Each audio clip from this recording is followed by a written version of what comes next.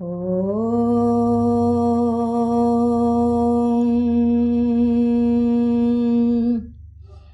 ഹരിശ്രീ ഗണപതയേ നമഃ. അവിഘ്നമസ്തു. ശ്രീരാമ രാമ രാമ ശ്രീരാമചന്ദ്ര ജയ. ശ്രീരാമ രാമ രാമ ശ്രീരാമഭദ്ര ജയ. ശ്രീരാമ രാമ രാമ സീതാഭിരാമ രാമ. ശ്രീരാമ രാമ രാമ ലോകാഭിരാമ ജയ.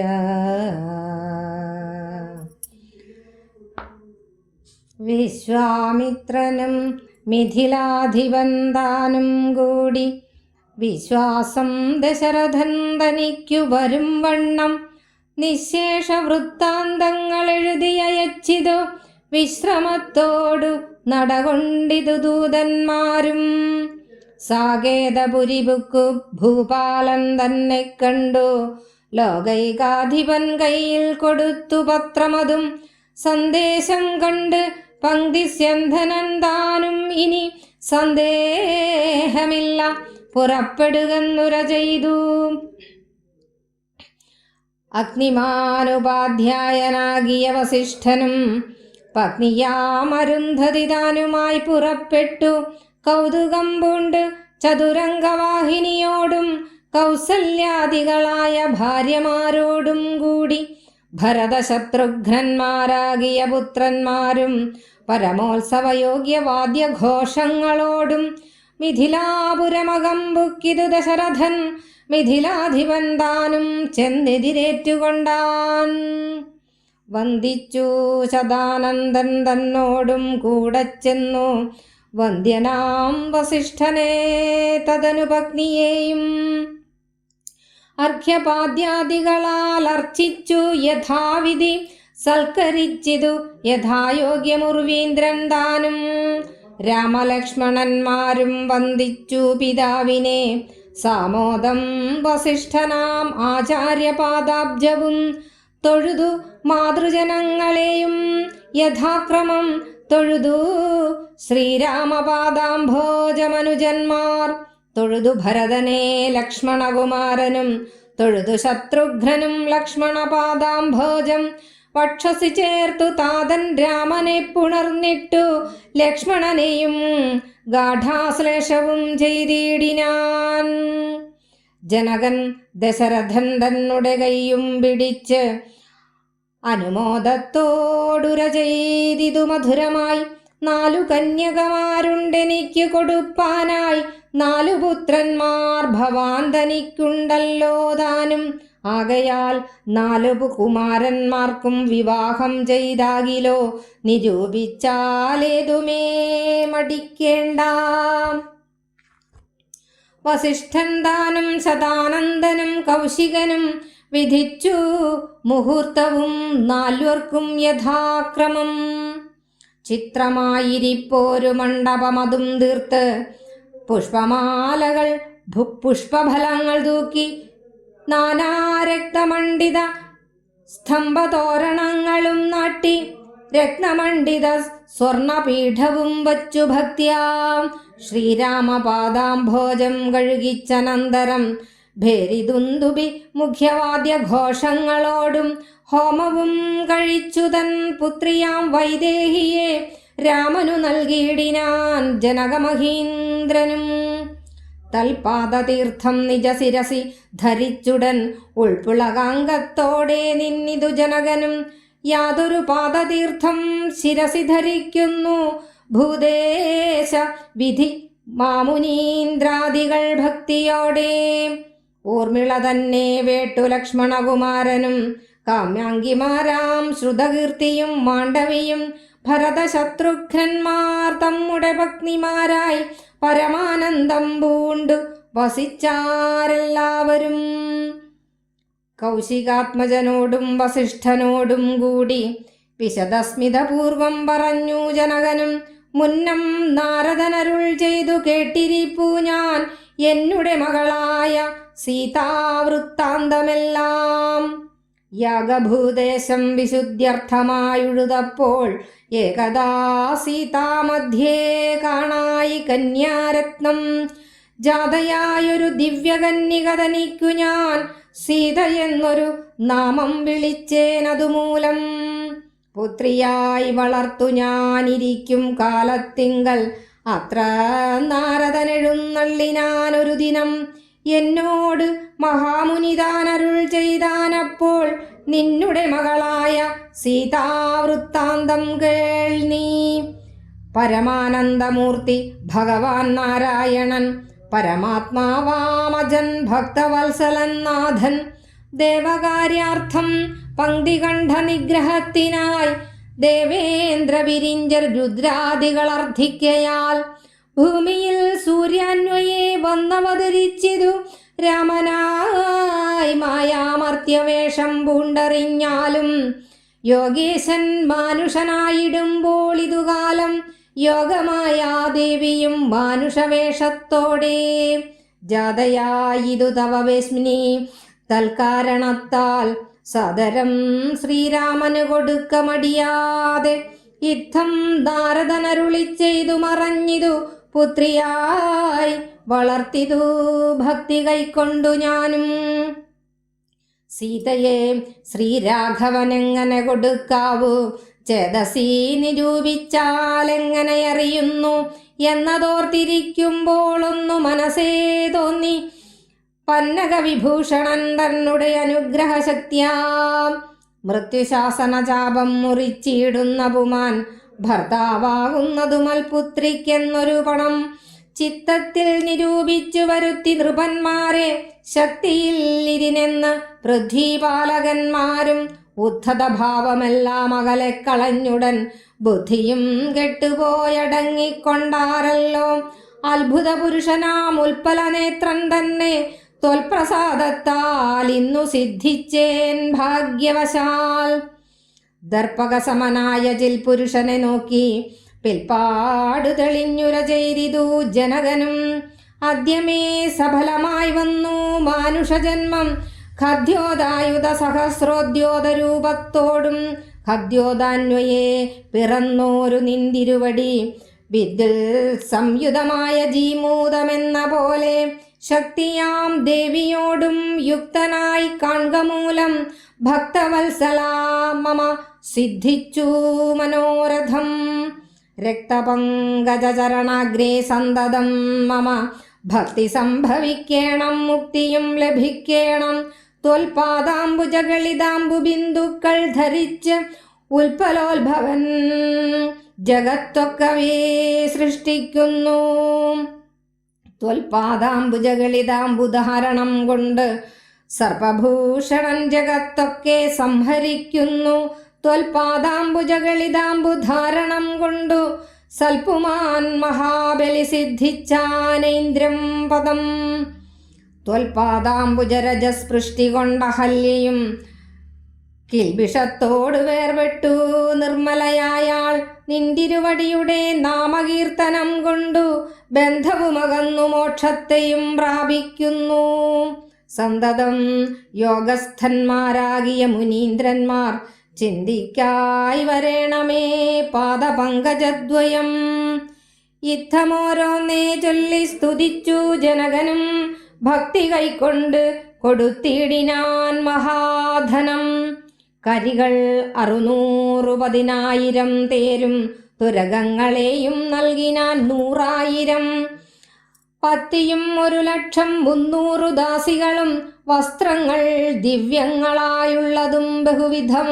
മുത്തുമാലകൾ ദിവ്യരത്നങ്ങൾ പലതരം പ്രത്യേകം 100 കോടി കാഞ്ചനഭാരങ്ങളും സീതാദേവിക്കു കൊടുത്തിടിനാൻ ജനകനും.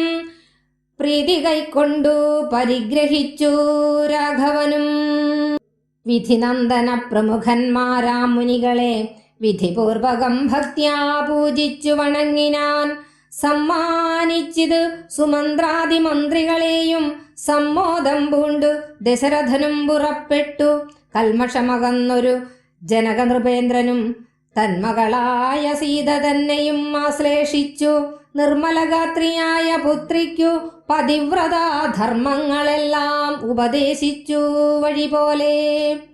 ചിന്മയൻ മായാമയനായ രാഘവൻ നിജധർമ്മധാരങ്ങളോടും കൂടവേ പുറപ്പെട്ടു.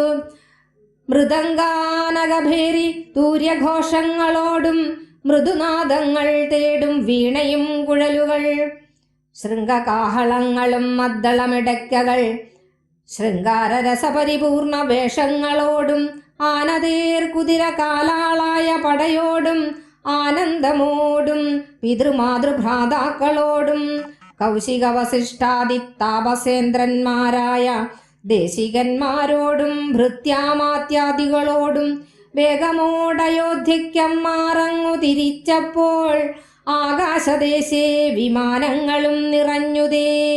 സന്നാഹത്തോടു നടന്നിടുമ്പോൾ ജനകനും പിന്നാലെ ചെന്നു യാത്രയച്ചോരനന്തരം വെൺകൊറ്റക്കുടതഴ വെൺചാമരങ്ങളോടും തിങ്കൾ മണ്ഡലം തൊഴും ആലവട്ടങ്ങളോടും ചെങ്കൊടിക്കൂറകൾ കൊണ്ടങ്കിതധ്വജങ്ങളും കുങ്കുമമലയജകസ്തൂരി ഗന്ധത്തോടും നടന്നു വിരവോട് 3 യോജന വഴി കടന്ന നേരം കണ്ടു ദുർനിമിത്തങ്ങളെല്ലാം. എല്ലാവർക്കും ആത്മപ്രണാമം. ഓം നമ ശിവായ. ശ്രീരാമചന്ദ്ര പ്രഭുവിൻ്റെ അനുഗ്രഹം എല്ലാവർക്കും ഉണ്ടാകട്ടെ. രാമായണം ക്ലാസ് തുടരുകയാണ്. സീതാ സ്വയംവരമാണ് നാം കഴിഞ്ഞ ക്ലാസ്സിലെടുത്തത്. പന്നകവിഭൂഷണനായ ഭഗവാൻ പരമേശ്വരൻ്റെ പള്ളിവിൽ രാമചന്ദ്രൻ ഖണ്ഡിച്ചിരിക്കുകയാണ്. വില്ല് കുലയ്ക്കുകയും അത് ഞാണ് കെട്ടിയപ്പോൾ വലിയ ഒച്ചയോടുകൂടി അത് ഇടിവെട്ടുന്ന പോലെ ഒച്ച, ഇടിവെട്ടിയിടും വണ്ണം വിൽമുറിഞ്ഞൊച്ച കേട്ട് എല്ലാ രാജാക്കന്മാരും സർവ്വലോകങ്ങളും നടുങ്ങിപ്പോയി. മൈഥിലിക്ക് വളരെയധികം സന്തോഷമുണ്ടായി. അവിടെ കൂടിയവർക്കൊക്കെ വളരെ സന്തോഷമുണ്ടായി. അങ്ങനെ സീതയുടെ ആ ഒരു സ്വയംവരം അവിടെ നടക്കുകയാണ്. അപ്പോൾ അതിനുശേഷം ജനകൻ വിശ്വാമിത്രനോടും പറയുകയുണ്ടായി, ഇനി ഒട്ടും താമസിക്കാതെ തന്നെ ദൂതന്മാർ വശം സന്ദേശം കൊടുത്തയക്കണം ദശരഥ മഹാരാജാവിന്. ദശരഥ മഹാരാജാവിനെ മിഥില രാജ്യത്തിലേക്ക് ഉടനെ വരുത്തുന്നതിന് വേണ്ടിയിട്ടാണ് ആ ഒരു പത്രം കൊടുത്തയച്ചിരിക്കുന്നത്. തുടർന്ന് നോക്കൂ. വിശ്വാമിത്രനും മിഥിലാധിപൻ താനും കൂടി വിശ്വാസം ദശരഥൻ തനിക്ക് വരും വണ്ണം നിശേഷ വൃത്താന്തങ്ങൾ എഴുതി അയച്ചിതു. വിശ്രമത്തോട് നടകൊണ്ടിത് ദൂതന്മാരും. അപ്പോൾ ഇനി ഒരു അല്പം പോലും താമസിക്കാതെ തന്നെ ദശരഥ മഹാരാജാവിനെ വരുത്തുവാൻ വേണ്ടിയിട്ട് സന്ദേശം കൊടുത്തയച്ചു എന്ന് പറഞ്ഞല്ലോ. അപ്പം അനന്തരം വിശ്വാമിത്രനും ജനകനും ഒക്കെ ചേർന്ന് ദശരഥന് വിശ്വാസം വരത്തക്ക വിധം വിവരങ്ങളല്ല, ഇത് വില്ലുമുറിച്ച കാര്യങ്ങളും ഒക്കെ ആ എല്ലാ വിവരങ്ങളും എഴുതി ദൂതന്മാർ വഴി കൊടുത്തയക്കുകയാണ് സന്ദേശം. അങ്ങനെ ആ ദൂതന്മാർ വിശ്രമത്തോട് നടന്നിത് ദൂതന്മാരും സാകേതപുരി ബുക്ക് ഭൂപാലൻ തന്നെ കണ്ട് ലോകൈകാധിപൻ കയ്യിൽ കൊടുത്തു പത്രമതും. അങ്ങനെ അയോധ്യയിലെത്തിയ ദൂതന്മാർ ദശരഥനെ കണ്ട് സന്ദേശം ഏൽപ്പിക്കുകയാണ് ചെയ്യുന്നത്. സന്ദേശം കണ്ട് പങ്ക്തി സ്യന്ധനൻ താനും ഇനി സന്ദേഹമില്ല പുറപ്പെടുകെന്ന് ഉര ചെയ്തു. അപ്പോൾ സന്ദേശം വായിച്ചിട്ട് ഇനിയൊരു സംശയവും വേണ്ട, ഉടനെ തന്നെ പുറപ്പെടാം എന്നുള്ളൊരു കൽപ്പനയാണ് ദശരഥൻ നൽകിയത്. അങ്ങനെ അഗ്നിമാൻ ഉപാധ്യായനാകിയ വസിഷ്ഠനും പത്നിയാം അരുന്ധതി താനുമായി പുറപ്പെട്ടു. അഗ്നിഹോത്രിയായ തൻ്റെ ആചാര്യനായ വസിഷ്ഠനോടും കൂടി, കുലഗുരുവായ വസിഷ്ഠൻ, അതുപോലെ തന്നെ അദ്ദേഹത്തിൻ്റെ ഭാര്യ അരുന്ധതി, കൗസല്യ തുടങ്ങിയ രാജപത്നിമാർ എന്നിവരോടൊക്കെ കൂടി പോവുകയാണ്. പത്നിയാം അരുന്ധതി, വസിഷ്ഠനും പത്നിയാം അരുന്ധതി താനുമായി പുറപ്പെട്ടു. കൗതുകം പൂണ്ട് ചതുരംഗവാഹിനിയോടും കൗസല്യാദികളായ ഭാര്യമാരോടും കൂടി ഭരത ശത്രുഘ്നന്മാരാകിയ പുത്രന്മാരോടും പരമോത്സവയോഗ്യവാദ്യഘോഷങ്ങളോടും മിഥിലാപുരമകം പൊക്കിതു ദശരഥൻ. ദശരഥൻ ഒറ്റയ്ക്കല്ല പോയത്. കുലഗുരുവായ വസിഷ്ഠനുണ്ട്, അദ്ദേഹത്തിൻ്റെ ഭാര്യ അരുന്ധതി ദേവിയുണ്ട്, കൗസല്യ, കൈകേയി, സുമിത്രാദികൾ ആയ രാജപത്നിമാരുണ്ട്.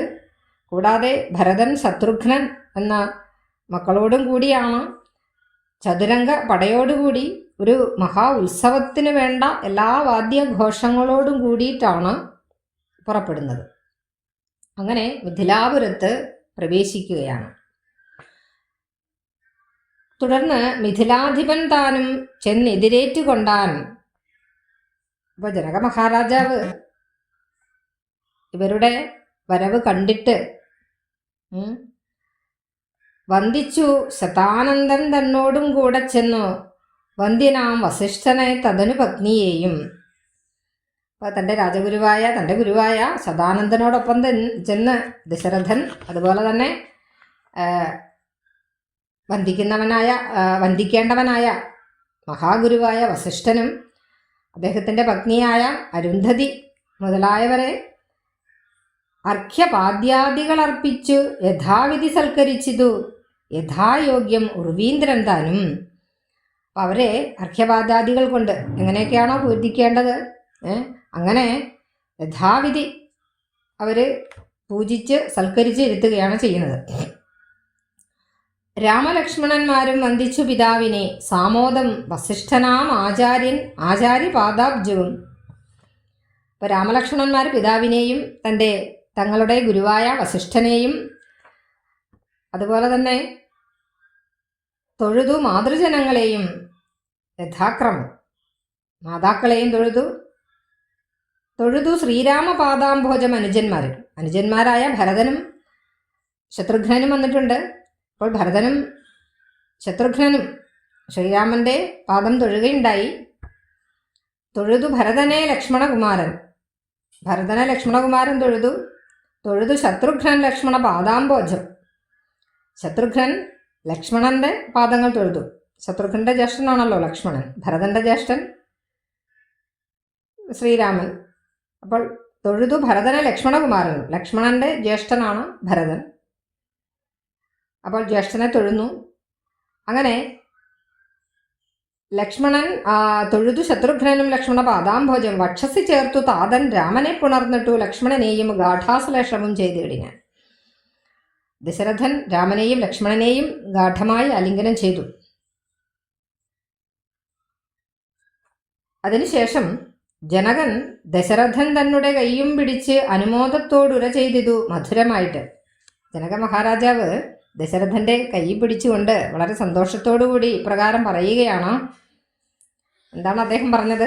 4 കന്യകമാരുണ്ട് എനിക്ക് കൊടുപ്പാനായി, 4 പുത്രന്മാർ ഭവാൻ തനിക്കുണ്ടല്ലോ താനും. ആകയാൽ 4 കുമാരന്മാർക്കും വിവാഹം ചെയ്താകിലോ നിരൂപിച്ചാൽ ഏതുമേ മടിക്കേണ്ട. ആ കാര്യമാണ് പറഞ്ഞത്. അദ്ദേഹം പറഞ്ഞു, എനിക്ക് വിവാഹം ചെയ്തു കൊടുക്കാനായിട്ട് 4 കന്യകമാരുണ്ട്, അങ്ങേക്കാണെങ്കിലോ 4 പുത്രന്മാരുമുണ്ട്. അതുകൊണ്ട് 4 കുമാരന്മാരുടെയും വിവാഹം യാതൊരു മടിയും കൂടാതെ നമുക്കങ്ങ് നടത്തിയാലോ, അതിനെക്കുറിച്ച് ആലോചിച്ചാലോ എന്ന് ചോദിക്കുകയുണ്ടായി ജനകരാജാവ്. വസിഷ്ഠൻ താനും ശതാനന്ദനും കൗശികനും വിധിച്ചു മുഹൂർത്തവും 4 യഥാക്രമം. ദശരഥന്റെ ഗുരുവായ വസിഷ്ഠനും ജനകന്റെ ഗുരുവായ ശതാനന്ദനും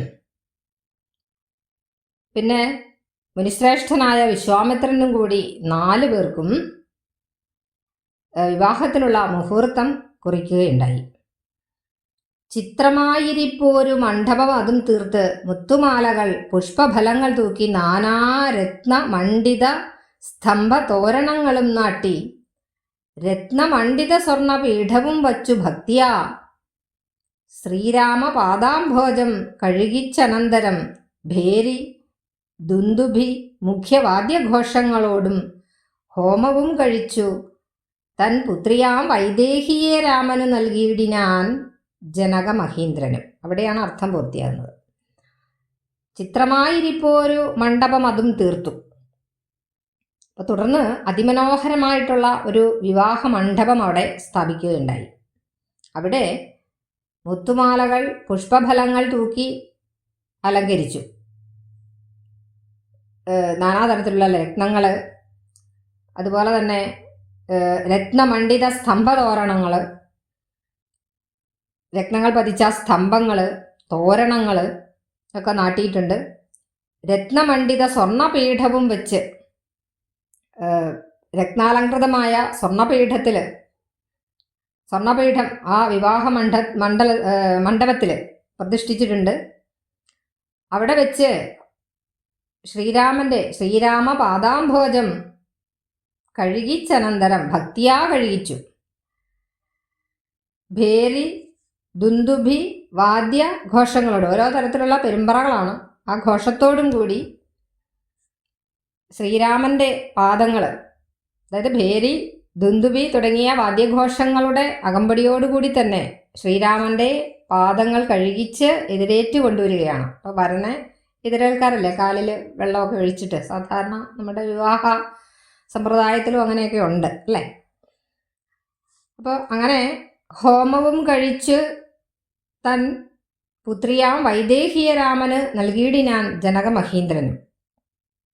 അങ്ങനെ ശ്രീരാമൻ്റെ പാദങ്ങളൊക്കെ കഴുകിച്ച് എതിരേറ്റ് കൊണ്ടുവന്ന് ഹോമങ്ങളൊക്കെ നടത്തി അതിനുശേഷം തൻ്റെ പുത്രിയായ സീതയെ ശ്രീരാമന് ജനകൻ നൽകുകയുണ്ടായി. തൽ പാദതീർത്ഥം നിജ ശിരസി ധരിച്ചുടൻ ഉൾപ്പുളകാംഗത്തോടെ നിന്നിതു ജനകനും. തുടർന്ന് ഭഗവാന്റെ പാദതീർത്ഥം, ശ്രീരാമൻ്റെ പാദങ്ങൾ കഴുകിയ ആ പാദതീർത്ഥം തൻ്റെ ശിരസിൽ ധരിച്ചിട്ട്, ശിരസിൽ തളിച്ചതിന് ശേഷം പുളകത്തോടെ അങ്ങനെ നിൽക്കുകയാണ് ജനക മഹാരാജാവ്. യാതൊരു പാദതീർത്ഥം ശിരസി ധരിക്കുന്നു ഭൂദേശവിധി മുനീന്ദ്രാദികൾ ഭക്തിയോടെ. അപ്പോഴെങ്ങനെയാണ് മഹാദേവനും ബ്രഹ്മാവും മറ്റ് മുനീന്ദ്രന്മാരും ഒക്കെ തന്നെ ഭക്തിയോടെ ഭഗവാന്റെ പാദതീർത്ഥം, ശ്രീരാമൻ്റെ പാദതീർത്ഥം ശിരസിലണിയുന്നുണ്ട്. അങ്ങനെയുള്ള ആ മഹാവിഷ്ണുവിൻ്റെ പാദതീർത്ഥം ആരൊക്കെയാണ് തങ്ങളുടെ ശിരസിലണിയുന്നത്? അങ്ങനെയുള്ള ആ ഒരു തീർത്ഥമാണ് ജനകൻ തൻ്റെ ശിരസിൽ തെളിച്ചത്. അങ്ങനെ രോമാഞ്ചമണിഞ്ഞങ്ങനെ നിൽക്കുകയാണ്. ഊർമിള തന്നെ വേട്ടു ലക്ഷ്മണകുമാരനും കാമാങ്കിമാരാം ശ്രുതകീർത്തിയും മാണ്ഡവിയും ഭരതശത്രുഘ്നന്മാർ തൻ തമ്മുടെ പത്നിയാരായി. അപ്പോൾ ഊർമിളയെ ലക്ഷ്മണൻ വിവാഹം കഴിച്ചു. അതുപോലെ തന്നെ ശ്രുതകീർത്തിയെയും മാണ്ഡവിയെയും ഭരതശത്രുഘ്നന്മാരും വിവാഹം കഴിച്ചു. അപ്പോൾ ഊർമിള ജനകൻ്റെ മകളാണ്. ശ്രുതകീർത്തിയും മാണ്ഡവിയും ജനകൻ്റെ അനുജനായ കുശധ്വജൻ്റെ മക്കളാണ്. അങ്ങനെ 4 കുമാരിമാരെയും 4 കുമാരന്മാർ വിവാഹം കഴിച്ചിരിക്കുകയാണ്. പരമാനന്ദം പൂണ്ടു വസിച്ചാരെല്ലാവരും. അങ്ങനെ എല്ലാവർക്കും വളരെയധികം സന്തോഷമുണ്ടായി. ആ സമയത്ത് കൗശികാത്മജനോടും വസിഷ്ഠനോടും കൂടി വിശദസ്മിതപൂർവം പറഞ്ഞു ജനകനും. കുശികൻ എന്ന ഋഷിയുടെ മകനാണ് കൗശികൻ, അതായത് വിശ്വാമിത്രൻ. അപ്പോൾ വിശ്വാമിത്രനോടും വസിഷ്ഠനോടും കൂടി വിശദമായ സ്മിതപൂർവ്വം, വ്യക്തമായ പുഞ്ചിരിയോടുകൂടി ഇപ്രകാരം ജനകൻ പറഞ്ഞു.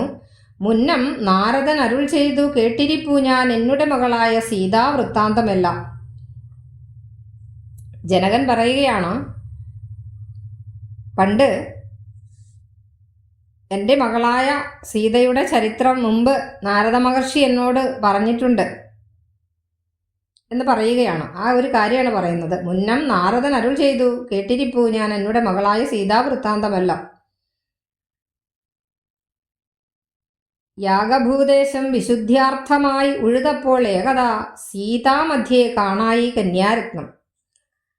അപ്പോൾ ഞാൻ ഒരിക്കൽ യാഗഭൂമി പരിശുദ്ധമാക്കാൻ വേണ്ടി ഉഴുതപ്പോൾ ഉഴുവുചാലിൻ്റെ നടുക്ക് കണ്ടെത്തിയ ഈ കന്യാരത്നത്തെ ജാതയായ ഒരു ദിവ്യകന്യക തനിക്കു ഞാൻ സീത എന്നൊരു നാമം വിളിച്ചേൻ അതുമൂലം. ഈ ദിവ്യകന്യകയായ അല്ലെങ്കിൽ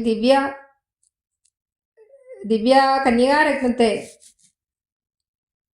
സീത എന്ന് നാമകരണം ചെയ്ത് എൻ്റെ പുത്രിയായി വളർത്തു ഞാൻ ഇരിക്കും കാലത്തിങ്കൽ അത്ര നാരദൻ എഴുന്നള്ളി ഞാൻ ഒരു ദിനം. അങ്ങനെ ഞാൻ ഒഴിവുചാലിൽ നിന്ന് കിട്ടിയ ഈ കന്യാരത്നത്തെ, ഇത് സീതാ മധ്യത്തിൽ നിന്നാണ് കിട്ടിയിരിക്കുന്നത്, ഒഴിവുചാലിൻ്റെ മധ്യത്തിൽ നിന്നാണ് ഈ പെൺകുഞ്ഞിനെ കിട്ടിയത്. അതുകൊണ്ട് തന്നെ സീത എന്ന് നാമകരണം ചെയ്ത് തൻ്റെ പുത്രിയായിട്ട് വളർത്തിക്കൊണ്ട് ഇങ്ങനെ വരുന്ന സമയത്താണ് ഇവിടെ നാരദൻ ഒരു ദിവസം വരികയുണ്ടായി. എന്നോട് മഹാമുനി താൻ അരുൾ ചെയ്താൻ, അപ്പോൾ നിന്നുടെ മകളായ സീതാവൃത്താന്തം കേൾനീ. അപ്പോൾ നാരദൻ എന്നോട് പറയുകയുണ്ടായി, നിന്റെ മകളായ ഈ സീതയുടെ ചരിത്രം എന്താണെന്ന് ഞാൻ പറയാം, അത് നീ കേട്ടുകൊള്ളൂ. പരമാനന്ദമൂർത്തി ഭഗവാൻ നാരായണൻ പരമാത്മാവാം അജൻ ഭക്തവത്സലൻ നാഥൻ. ഇത് പരമാത്മാവും പരമാനന്ദമൂർത്തിയും അജനും ഭക്തവത്സലനുമായ ആ ഭഗവാൻ നാരായണൻ ദേവകാര്യാർത്ഥം പങ്ക്തി കണ്ഠനിഗ്രഹത്തിനായി ദേവേന്ദ്ര വിരിഞ്ച രുദ്രാദികൾ അർത്ഥിക്കയാൽ ഭൂമിയിൽ സൂര്യാന്വയെ വന്നവതരിച്ചിതു രാമനായി മായാമർത്യവേഷം പൂണ്ടറിഞ്ഞാലും. എന്താണ് പറഞ്ഞത്? ഭക്തവത്സലനായ ആ ഭഗവാൻ നാരായണൻ ദേവന്മാരുടെ കാര്യത്തിന് വേണ്ടിയിട്ട് ഇന്ദ്രൻ, ബ്രഹ്മാവ്, ശിവൻ മുതലായവരെ അപേക്ഷിച്ചതിനാൽ രാവണനെ വധിക്കുന്നതിന് വേണ്ടി പങ്ക്തികണ്ഠനെ കൊല്ലുന്നതിന് വേണ്ടിയിട്ട് ഭൂമിയിൽ സൂര്യവംശത്തിൽ മായാമനുഷ്യനായിട്ട് ആ വേഷം ധരിച്ച് രാമൻ എന്ന നാമധേയത്തിൽ അവതരിച്ചിട്ടുണ്ട് എന്ന് പറയുകയുണ്ടായി. യോഗേശൻ മനുഷ്യനായിടുമ്പോൾ ഇതുകാലം യോഗമായാദേവിയും മാനുഷവേഷത്തോടെ ജാതയായതു തവ വേശ്മനി തൽക്കാരണാൽ സാദരം ശ്രീരാമന് കൊടുക്കമടിയാതെ. യോഗേശ്വരനായ വിഷ്ണു മനുഷ്യനായിട്ട് അവതരിച്ചപ്പോൾ യോഗമായാദേവി മനുഷ്യവേഷത്തിൽ നിന്റെ ഭവനത്തിൽ ജനിച്ചിരിക്കുകയാണ്. അതിനാൽ ഇവളെ യാതൊരു മടിയും കൂടാതെ ശ്രീരാമചന്ദ്രന് കൊടുക്കണം. അതാണ് നാരദൻ ജനക മഹാരാജാവിനോട് പറഞ്ഞത്. ഇത്തം നാരദൻ അരുളി ചെയ്ത് മറഞ്ഞിതു പുത്രിയായി വളർത്തിതു ഭക്തി കൈക്കൊണ്ടു ഞാനും. ഇപ്രകാരം പറഞ്ഞതിന് ശേഷം നാരദൻ മറയുകയുണ്ടായി. അതുകൊണ്ട് ഭക്തിപൂർവം ഞാൻ എൻ്റെ മകളായ സീതയെ വളർത്തിക്കൊണ്ട് വരികയാണ്. സീതയെ രാഘവൻ എങ്ങനെ കൊടുക്കാവൂ? ചേതസി നിരൂപിച്ചാൽ എങ്ങനെ അറിയുന്നു? സീതയെ ഞാൻ എങ്ങനെയാണോ ശ്രീരാമന് നൽകുന്നത്, ഞാൻ മനസ്സിൽ വിചാരിച്ചാൽ മാത്രം എങ്ങനെ ശ്രീരാമൻ അറിയും എന്നുള്ളൊരു ചിന്ത ആണ് ഇപ്പോഴുള്ളത്, ഉണ്ടായിരുന്നത് ജനകൻ്റെ മനസ്സിൽ. എന്നതോർത്തിരിക്കുമ്പോൾ ഒന്നു മാനസേ തോന്നി പന്നക വിഭൂഷണൻ തൻ അനുഗ്രഹശക്തിയാ. അപ്പോൾ അങ്ങനെ വിചാരിച്ചിരിക്കുമ്പോഴാണ് പരമശിവന്റെ അനുഗ്രഹത്താൽ ഒരു ഉപായം എനിക്ക് തോന്നിയത്. മൃത്യുശാസനചാപം മുറിച്ചിടുന്ന പുമാൻ ഭർത്താവാകുന്നത് മൽപുത്രിക്കെന്നൊരു പണം ചിത്തത്തിൽ നിരൂപിച്ചു വരുത്തി നൃപന്മാരെ. അപ്പോൾ ശൈവചാപം അങ്ങനെ ഇരിക്കുമ്പോഴാണ് പരമശിവന്റെ അനുഗ്രഹത്താൽ മനസ്സിലൊരു സംഗതി കിട്ടിയത്. എന്താണൊരു ഉപായം കിട്ടി. ശൈവചാപം മുറിക്കുന്ന പുരുഷന് തൻ്റെ മകളെ നൽകും എന്ന് ഒരു പന്തയം നിശ്ചയിച്ചുകൊണ്ട് രാജാക്കന്മാരെയൊക്കെ വരുത്തുകയുണ്ടായി. ഉദ്ധത ഭാവമെല്ലാം അകലക്കളഞ്ഞുടൻ ബുദ്ധിയും കെട്ട് പോയി അടങ്ങിക്കൊണ്ടാറല്ലോ ഈ പൃഥ്വിപാലന്മാർ. ഇതിനൊന്നും ശക്തിയില്ല. അവർക്ക് ഈ വില്ലൊന്ന് തൊടാൻ പോലും പറ്റിയില്ല, ഒന്ന് അനക്കാൻ പോലും പറ്റിയില്ല. അവരുടെ ആ ഉദ്ധത ഭാവം, അവരുടെ അഹങ്കാരമൊക്കെ അടങ്ങി വന്നവരൊക്കെ നാണം കെട്ട് പോകുകയുണ്ടായി. അത്ഭുത പുരുഷനാം ഉൽപ്പല നേത്രം തന്നെ ത്വൽ പ്രസാദത്താൽ ഇന്നു സിദ്ധിച്ചേൻ ഭാഗ്യവശാൽ. അങ്ങയുടെ അനുഗ്രഹത്താലാണ് ഈ ഒരു ഉൽപ്പലാക്ഷനായ താമരക്കണ്ണനായ ഈ ഭഗവാനെ എനിക്ക് എൻ്റെ പുത്രിയുടെ ഭർത്താവായിട്ട് ലഭിച്ചിരിക്കുന്നത് എന്ന് പറയുകയുണ്ടായി. ദർപ്പകസമനായ ചിൽപുരുഷനെ നോക്കി പിൽപ്പാട് തെളിഞ്ഞുര ചെയ്തിതു ജനകരും. ദർപ്പകസമനായ കാമദേവനെ പോലെ സുന്ദരനായ ആ ഭഗവാനെ ഇങ്ങനെ നോക്കിക്കൊണ്ട്, വളരെ സന്തോഷത്തോടുകൂടി നോക്കിക്കൊണ്ട് ജനകൻ പറയുകയുണ്ടായി, അദ്യമേ സഫലമായി വന്നു മാനുഷജന്മം, ഖദ്യോരായുധ സഹസ്രോദ്യോത രൂപത്തോടും ഖദ്യോതാന്വയെ പിറന്നൊരു നിന്തിരുവടി. അപ്പോൾ ഭഗവാനെ നോക്കിക്കൊണ്ട് ഇപ്രകാരം പറയുകയാണ്, ഇന്ന് ആദ്യ മേ സഫലമായി വന്നു മനുഷ്യജന്മം. അദ്യ ഇന്ന് മേ എൻ്റെ മനുഷ്യജന്മം സഫലമായി വന്നു. എൻ്റെ ജന്മം ഇന്ന് സഫലമായിരിക്കുകയാണ്. കാരണം ഖദ്യോതായുധ സഹസ്രോദ്യോത രൂപത്തോടും, ഖദ്യോതായുധം കോടി സൂര്യന്മാർക്ക് തുല്യമായ പ്രകാശത്തോടു കൂടി ഖദ്യോതാന്വയെ സൂര്യവംശത്തിൽ പിറന്ന ഭഗവാൻ നിന്തിരുവടി വിദ്യുൽ സംയുതമായ ജീമൂതമെന്ന പോലെ ശക്തിയാം ദേവിയോടും യുക്തനായി കാൺക മൂലം ഭക്തവത്സല മമ സിദ്ധിച്ചു മനോരഥം. എന്താണ് ജനകൻ പറയുന്നത്? ഭഗവാനെ, ഇന്നെൻ്റെ ജന്മം സഫലമായി. കോടി സൂര്യപ്രഭയാണ് ഭഗവാനുള്ളത്. അപ്പം കോടി സൂര്യന്മാർക്ക് തുല്യമായ പ്രകാശത്തോടെ ഭഗവാൻ ഈ ഒരു സൂര്യവംശത്തിലാണ് വന്ന് ജനിച്ചിരിക്കുന്നത്. അങ്ങനെ ഉള്ള ഭഗവാൻ വിദ്യുൽ സംയുതമായ ജീമൂതം എന്ന പോലെ, എന്നുവെച്ചാൽ മിന്നൽ പിണരോടുകൂടിയ കാർമേഘം എന്നതുപോലെ യോഗമായ ദേവിയോടൊന്നിച്ച് കാണുന്നതുകൊണ്ട്, അല്ലയോ ഭക്തവത്സല, മമ എൻ്റെ മനോരഥം സിദ്ധിച്ചിരിക്കുകയാണ്, എൻ്റെ ആഗ്രഹം സാധിച്ചിരിക്കുകയാണ്. രക്തപങ്കജ ചരണാഗ്രേ സന്തതം മമ ഭക്തി സംഭവിക്കണം, മുക്തിയും ലഭിക്കണം. ജനകൻ വീണ്ടും പറയുകയാണ്, രക്തപങ്കജ ചരണാഗ്രേ, ചെന്താമര പൂ പോലെയുള്ള ഈ പാദങ്ങളിൽ എല്ലായ്പ്പോഴും എനിക്ക് സന്തതം മമ ഭക്തി സംഭവിക്കണം. പാദങ്ങളിൽ എല്ലായ്പ്പോഴും എനിക്ക് ഭക്തി ഉണ്ടാകണം. കൂടാതെ മുക്തിയും ലഭിക്കണം, മോക്ഷം ലഭിക്കണം. അതുപോലെ തന്നെ വീണ്ടും പറയുകയാണ്, ത്വൽപാദാംബുജ ഗളിതാംബു ബിന്ദുക്കൾ ധരിച്ച് ഉൽപ്പലോത്ഭവൻ ജഗത്തൊക്കെ സൃഷ്ടിക്കുന്നു. എന്താണ് പറയുന്നത്? ത്വൽ അങ്ങയുടെ പാദങ്ങളിലൂടെ, പാദാംബുജ ഗളിതാംബു ബിന്ദുക്കൾ, പാദങ്ങളിലൂടെ, അങ്ങയുടെ പാദങ്ങളിലൂടെ ഒഴുകുന്ന അമ്പുബിന്ദുക്കൾ, ജലബിന്ദുക്കൾ ശിരസിലണിഞ്ഞ് ബ്രഹ്മാവ്, ഉൽപ്പലോത്ഭവൻ ബ്രഹ്മാവാണ്, ലോക സൃഷ്ടിക്ക് ശക്തനായി മാറുകയാണ്, ലോകത്തെയൊക്കെ സൃഷ്ടിക്കുകയാണ്. തീർന്നിട്ടില്ല. ത്വൽ പാദാംബുജ ഗളിതാംബു ധാരണം കൊണ്ട് സർപ്പഭൂഷണൻ ജഗത്തൊക്കെ സംഹരിക്കുന്നു.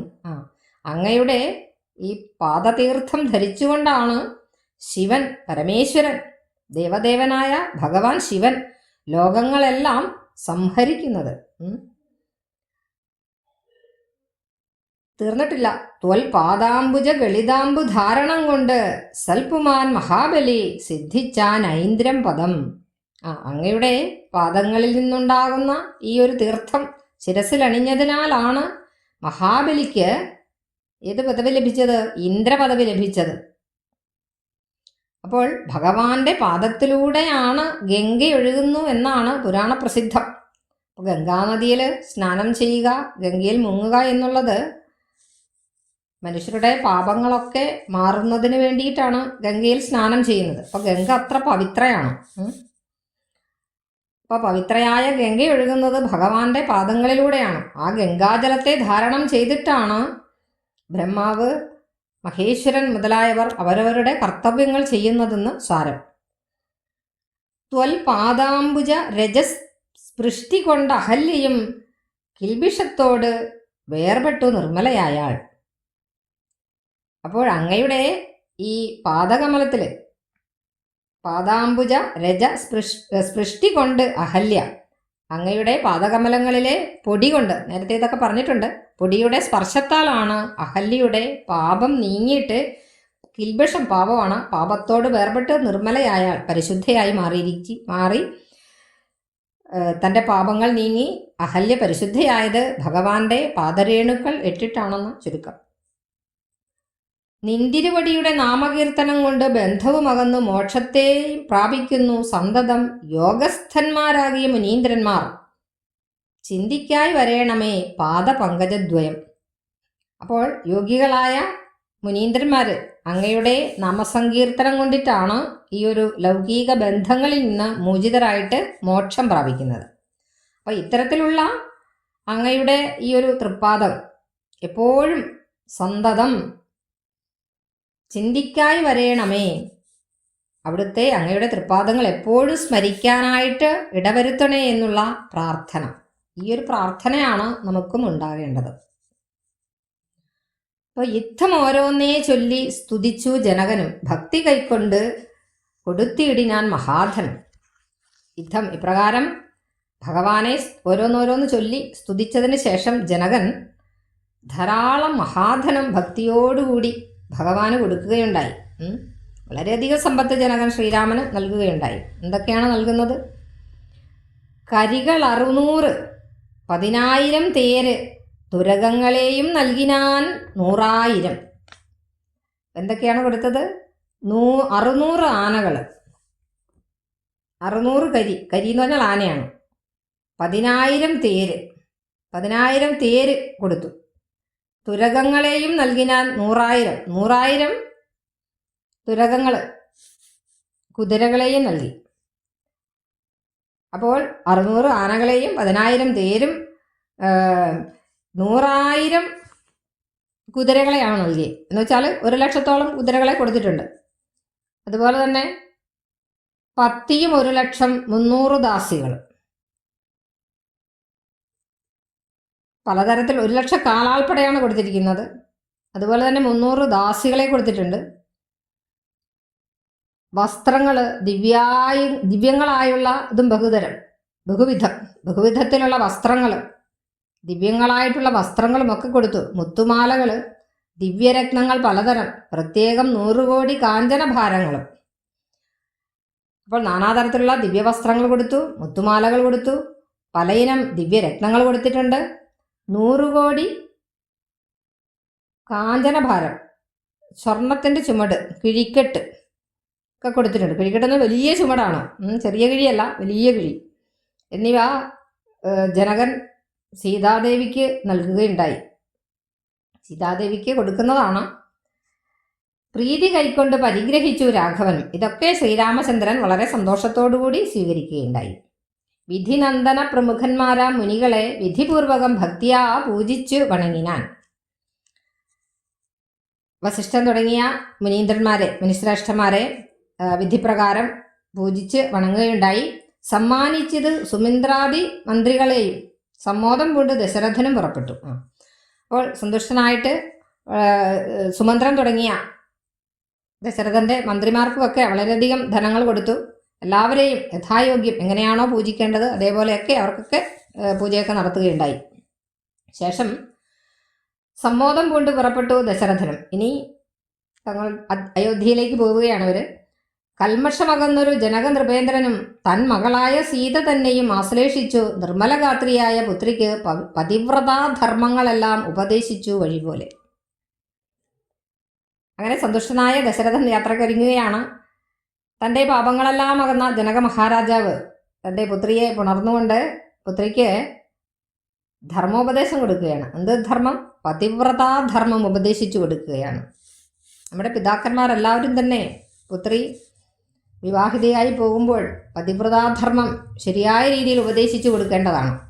പിതാക്കന്മാർ പതിവ്രതാധർമ്മം ഉപദേശിച്ചു കൊടുക്കാത്തതിൻ്റെ അസ്ഖിതകളൊക്കെയാണ് നമ്മുടെ സമൂഹത്തിൽ, സമാജത്തിൽ കണ്ടുകൊണ്ടിരിക്കുന്നത് എന്നുള്ള കാര്യം നമ്മൾ ശ്രദ്ധിക്കേണ്ടതാണ്.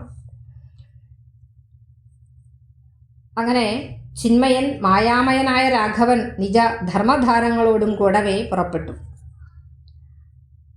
അപ്പോൾ ചിന്മയനും മായാമയനുമായ രാഘവൻ തൻ്റെ ഭാര്യയോടൊപ്പം, ധർമ്മധാരങ്ങൾ എന്നാണ് പറഞ്ഞിരിക്കുന്നത്, തൻ്റെ ഭാര്യയോടൊപ്പം യാത്രയാകുകയാണ്.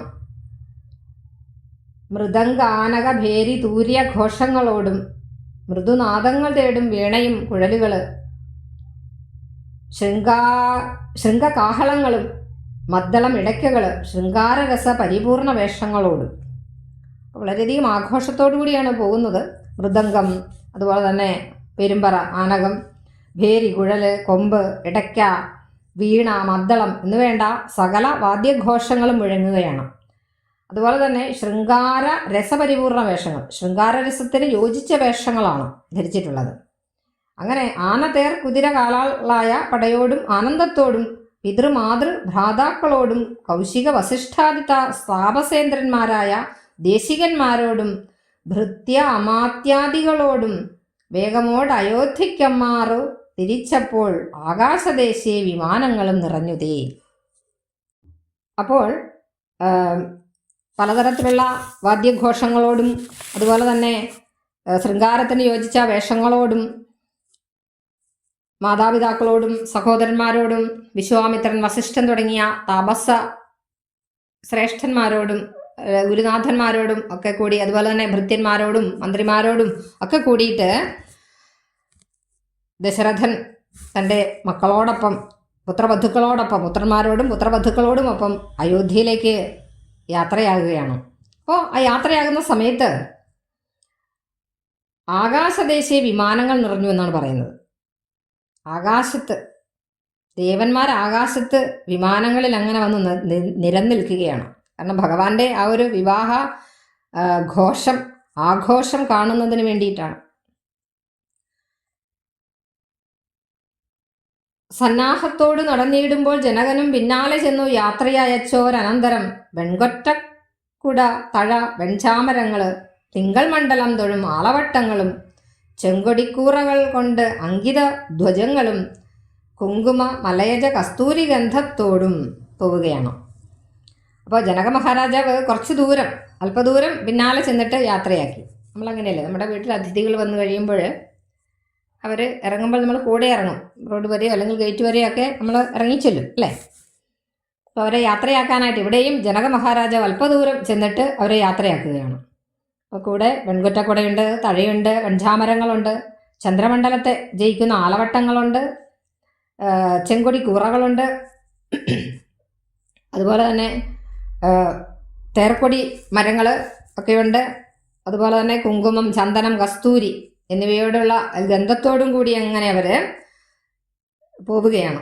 നടന്ന് വിരവോട് 3 യോജന വഴി 3 യോജന നടന്നു. 3 യോജന നടന്നു കഴിഞ്ഞപ്പോഴാണ് ആ നേരം കണ്ടു ദുർനിമിത്തങ്ങളെല്ലാം. വളരെ സന്തോഷത്തോടുകൂടി പോവുകയാണ്.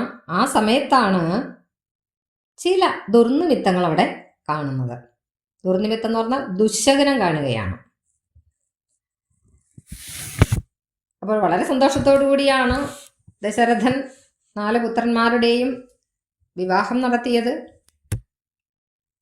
പുത്രബന്ധുക്കളോടൊപ്പം വളരെ അയോധ്യയിലേക്ക് തിരിച്ചെഴുന്നള്ളുന്ന സമയത്താണ് ഇത്തരത്തിലുള്ള ദുർനിമിത്തങ്ങൾ കാണുന്നത്. അപ്പോൾ ആ ദുർനിമിത്തം എന്താണ് അതിന് കാരണമെന്ന് നമുക്ക് ഇനി അടുത്ത ക്ലാസ്സിൽ ചിന്തിക്കാവുന്നതാണ്.